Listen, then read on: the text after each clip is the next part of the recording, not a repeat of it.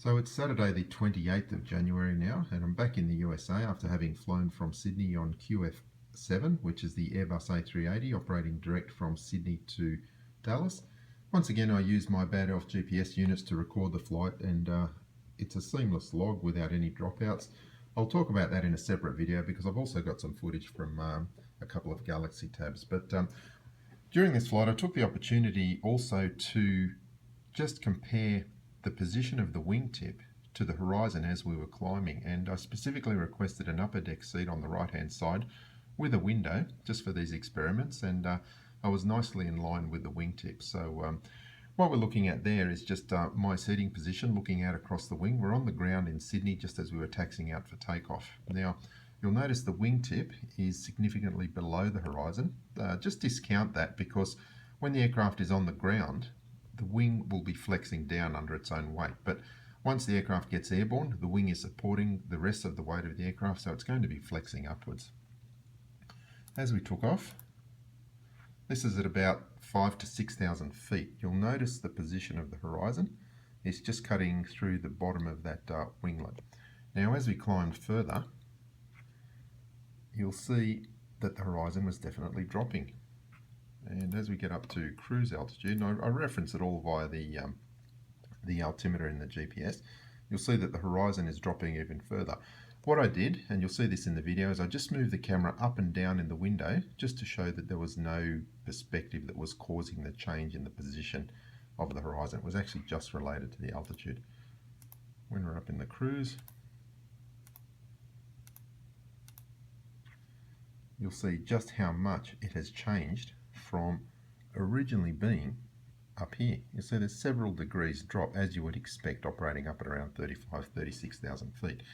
So what you'll notice with a lot of the flat earth videos that talk about the horizon rising to eye level, they don't have any accurate reference. You've got to be able to compare it to what the true level position is, and the only way you can do that is to have something like a head-up display in my other video where it shows the true level, or if you don't have access to that, sitting as a passenger, measure the angle to the horizon when you're at low altitude, and then do it again when you're at high altitude, and you'll see exactly the same sort of deviation as what you're about to see in the video.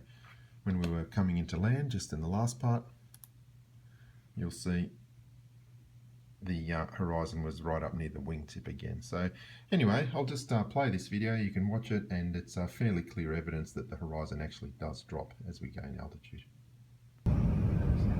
What I'm going to try and do on this flight also is just show the relative position of the horizon to the wing, and see if that changes from low altitude to high altitude. Now obviously the wingtip is below the horizon, clear there, but it's not really a valid demonstration because there's no weight on the wing, so the wing would be flexing down. Once we get airborne and the wing is supporting the weight of the aircraft, it will actually be flexing up. So it's not actually a fair comparison to compare it when it's on the ground. You have to get the aircraft in the air.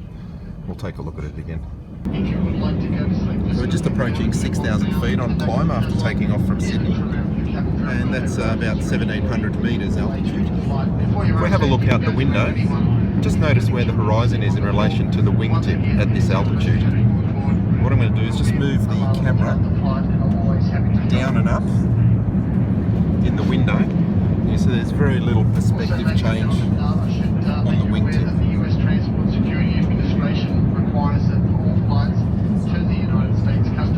And what I'll do again, once we're at cruise altitude in the 30,000 feet plus, we'll have another look at where that horizon is in relation to the wing.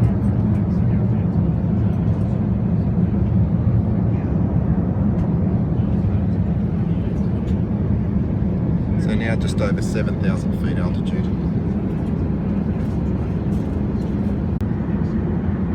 So we've now climbed about another 11,000 feet. We're just passing 18,000 feet, still climbing.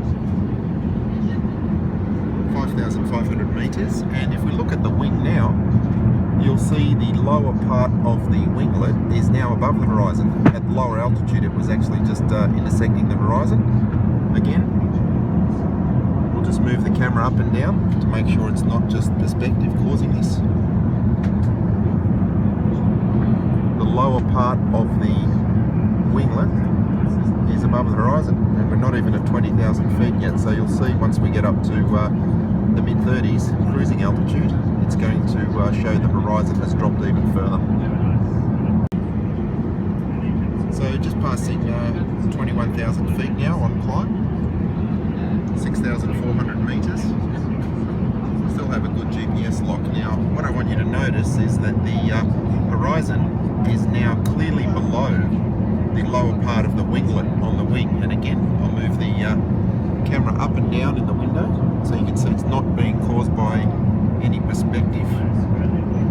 In the previous part of the video where we were at lower altitude, the lower part of the winglet was actually crossing the horizon. Now you can see it's clearly above, and we're not turning because we're still maintaining our direction of 069 degrees.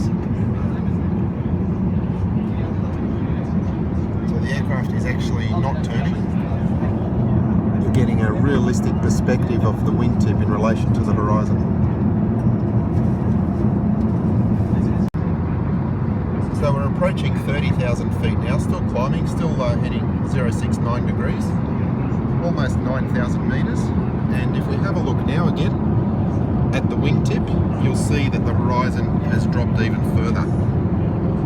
Very, very obvious now. Now remember that when we first started this, the horizon was there, in line with that part of the winglet. Now it's significantly lower. So what you're seeing is actually proof that the horizon is dropping as we gain altitude, and that's evidence of curvature. You see, as I move the camera up and down in the window, it really makes no difference to the position of the horizon in relation to the wingtip. And there we go, just passing 30,000 feet in a few seconds.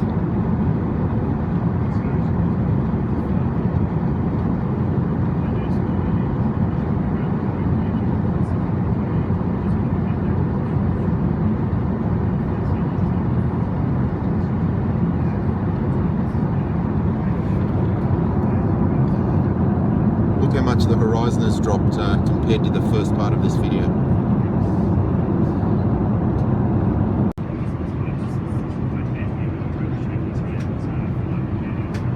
So it looks like we've levelled off at 33,000 feet now. Let's have a look at where that horizon is in relation to the wing.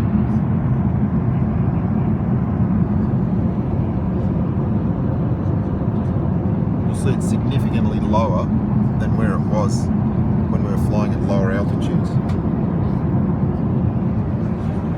Now the other thing to note is that the GPS is showing a higher altitude of 34,000 feet, and what I'll do is I'll explain that in the comments of this video, so if you want to know why there's a difference there, I'll explain it clearly. You'll also see that we're now tracking 067, that's because we're flying along the Great Circle route, so our true course does actually change. And just for the purpose of this flight, I've only put in Sydney and Dallas Fort Worth. So my little app here is plotting the Great Circle route, a straight line between Sydney and Dallas, and you'll see we're basically on it.